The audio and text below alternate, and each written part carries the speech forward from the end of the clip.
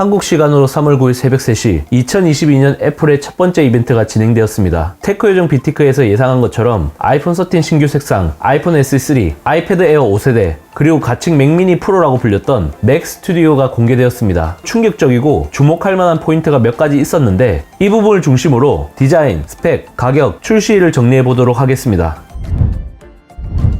비하인드 씬 첫 번째는 아이폰 13 그린입니다. 비록 많은 분들이 기대하셨던 퍼플은 아니지만 비티크의 예상처럼 새로운 색상이 발표되었습니다. 아이폰 13 미니와 13에는 그린 색상이, 아이폰 13 프로와 프로 맥스에는 알파인 그린 색상 옵션이 제공됩니다. 프로 라인업에도 컬러 베리에이션이 이루어졌다는 점, 전혀 생각하지 못한 그린 색상이 추가되었다는 게 충격적인 일입니다. 올해 팬톤 컬러와도 연관성이 전혀 없을 뿐만 아니라 밀리터리 느낌을 주기 때문에 호불호가 엇갈릴 수밖에 없습니다. 제 생각에는 하반기 출시 예정인 아이폰 14을 위해서 컬러를 아낀 듯한 느낌이 듭니다. 아이폰 13 시리즈는 기존에 선택 가능했던 레드, 스타라이트, 미드나이트, 블루, 핑크 색상에 그린이 추가되어 총 6개의 색상 옵션을 제공하며 아이폰 13 프로 시리즈에는 시에라 블루, 그래파이트, 골드, 실버 색상에 알파인 그린이 추가되어 총 5개의 색상 옵션을 제공하게 되었습니다. 그린보다 알파인 그린이 좀 더 연하고 청명한 느낌을 주는데요. 보기만 해도 마음이 편안해지는 자연의 컬러를 선호하시는 분들에게는 충분히 매력적으로 어필되지 않을까 싶습니다. 하지만 반년 후면 아이폰 14 시리즈가 발표될 것이기 때문에 급하지 않으시다면 기다리시는 것을 추천드립니다. 아이폰 13의 새로운 색상은 판매 촉진 및 재고 처리가 가장 큰 이유일 수밖에 없기 때문입니다. 한국은 3월 18일 금요일 오전 9시부터 사전 주문이 가능하며 25일 정식 출시됩니다. 참고로 가격은 기존 모델과 동일합니다. 비하인드 씬 두 번째는 아이폰 SE3입니다. 드디어 보급형 5G 아이폰이 발표되었습니다.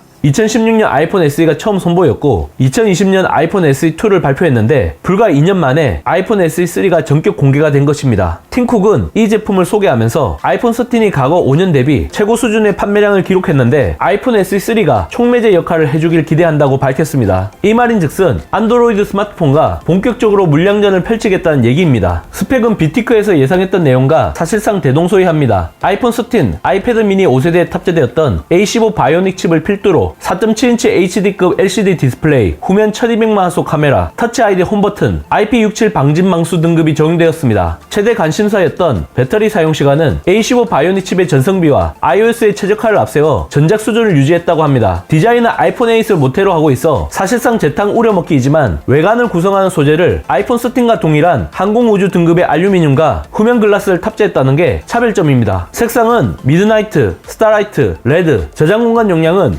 64기가, 128기가, 256기가로 각각 3가지 옵션을 제공합니다. 국내 출고가는 기본 모델 기준 아이폰 SE2보다 4만원이 더 인상된 59만원에 책정되었습니다. 399달러에서 429달러로 출고가 자체가 상승했다는 건 아이폰 14 시리즈의 가격 인상 가능성이 높다는 방증이 아닐까 싶습니다. 다소 의외인 것은 한국이 1차 출시국에서 빠졌다는 겁니다. 비티크 생각에는 한국 소비자의 경우 프리미엄 폰의 선호도가 유독 높기 때문에 아이폰 13 신규 색상을 먼저 공개하고 아이폰 SE3를 순차적으로 판매하는 게 매출과 순이익에 더 낫다는 판단이 깔려져 있을 거라고 봅니다. 비하인드 씬 세 번째는 아이패드 에어 5세대입니다. 아이폰 SE3와 마찬가지로 아이패드 에어 5세대 역시 디자인은 큰 변화가 없습니다. 압도적인 휴대성을 앞세운 아이패드 미니 6세대와의 차별화를 어떤 식으로 하느냐가 관전 포인트였습니다. 애플이 선택한 건 다름 아닌 M1 칩이었습니다. 가격 인상 요소가 큰 미니 LED 디스플레이와 달리 M1 칩의 낮은 단가가 이런 결정을 하는데 결정적인 영향을 미쳤을 거라고 봅니다. 이전 세대 대비 CPU는 최대 60%, GPU는 최대 2배가 더 빨라지면서 역대급 성능을 보여줍니다. 흥미로운 점은 타사 제품과의 비교를 통해 게임 성능에 대해서 강조했다는 것인데요. 최근 논란이 되었던 갤럭시 GOS 강제 적용에 대해 삼성이 원신 같은 고사양 게임을 일부 헤비 유저들의 니즈로 보는 인상을 심어줬는데요. 애플은 이와 상반되는 입장을 보여준 게 눈길을 끌었습니다. 또한 전면 1200만화소 와이드 카메라가 탑재되어 센터 스테이지 기술을 제공합니다. 5G를 지원하면서 배터리 사용 시간이 동일한 건 역시 애플 실리콘 기반의 M1 칩의 탁월한 전성비를 잘 보여주는 대목입니다. 전작처럼 64기가, 256기가 용량을 제공하며 가격은 599달러로 동일합니다. 국내 출고가는 기본 모델 기준 77만 9천원에 책정되었습니다. 아이폰 SE3와 마찬가지로 한국은 1차 출시국에서 빠졌는데 실제 제품 수령은 4월이 유력해 보입니다. 올해 연말에 발표 예정인 차세대 아이패드 프로 같은 경우 M2 칩 탑재가 기정사실화되고 있는데 모델에 따라 다른 성능의 칩이 들어갈 수도 있을 것 같습니다. 11인치는 M2, 12.9인치는 M2 프로가 탑재되어 급 나누기를 할 수 있다는 얘기입니다. 비하인드 씬 네 번째는 맥 스튜디오입니다.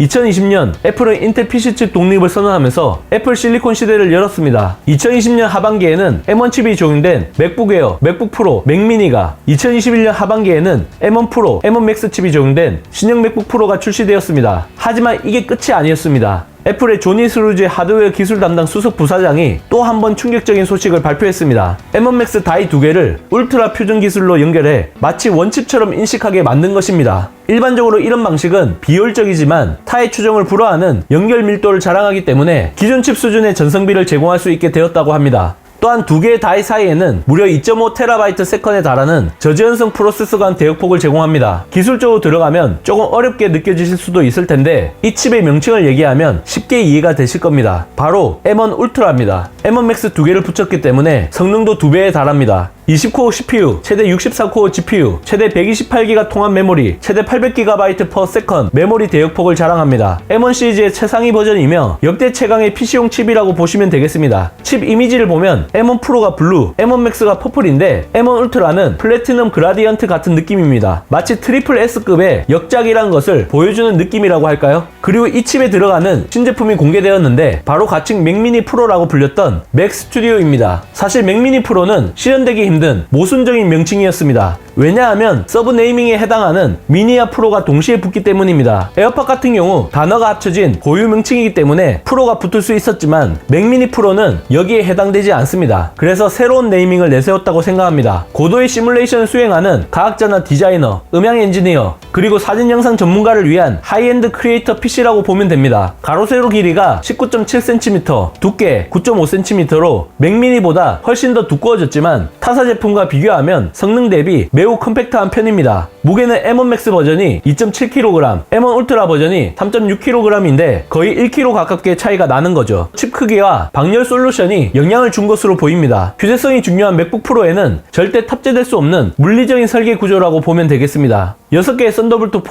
2개의 USB Type-A, 10GB 이더넷, HDMI, SD 카드 슬롯, 3.5mm 헤드폰 잭이 탑재되어 확장성도 극적인 변화가 이루어졌습니다. 맥 스튜디오 기본형은 M1 맥스 32GB 램, 512GB 스토리지 스펙에 시작 가격은 $1999, 국내 출고가는 $269만원입니다. 고급형은 M1 울트라 64GB 램, 1TB 스토리지 스펙에 시작 가격은 $3,999, 국내 출고가는 $539만원입니다. 선택 가능한 최상위 옵션이 64코어 GPU M1 울트라 128GB 램, 8TB 스토리지인데 무려 $1,079만원이 나옵니다. 대중들의 사랑, 관심과 연관된 직업군이라면 부담없이 결제를 누를 거라고 봅니다. 또한 애플의 새로운 모니터인 스튜디오 디스플레이가 함께 발표되었습니다. 27인치 5K 네티나 디스플레이, 센터 스테이지 기술이 적용된 1200만화소 울트라 와이드 카메라, 공간 음량을 더한 6개의 스피커, 스튜디오급 마이크를 제공하는 게 특징입니다. 반사율을 낮춘 스탠다드 글래스 버전이 209만원, 빛을 분산시켜 눈부심을 최소화하는 나노 텍스처 글래스가 249만원에 책정되었습니다. 기본 옵션인 기울기 조절 스탠드 또는 모니터 암 장착이 가능한 배사 마운트 어댑터 선택 시 가격 변동은 없습니다. 하지만 기울기 및 높이 조절 스탠드로 고른다면 추가적으로 54만원의 비용이 추가됩니다. 만약 맥 스튜디오와 세트로 구매한다면 1382만원이 됩니다. 생각했던 것보다 훨씬 더 높은 수준의 스펙과 가격을 보여주는데 맥북 프로 16인치를 팔고 맥 스튜디오로 넘어갈지는 조금 더 고민을 해봐야 할 것 같습니다. 그리고 비티크가 예상한 것처럼 M2 맥북 에어는 이번에 발표되지 않았습니다. M1 울트라가 명색이 주인공인데 M2 칩이 함께 나온다는 것은 사실 말이 안 되는 일이었죠. 오는 6월 WWDC 2022에서 신형 맥북 에어가 공개되어 여름에 출시될 가능성이 높습니다. 이번 영상을 본 여러분들의 생각은 어떠신가요? 잘 보셨다면 좋아요, 구독, 알림 설정까지 모두 눌러주세요. 지금까지 테크요정 비티크였습니다. 고맙습니다.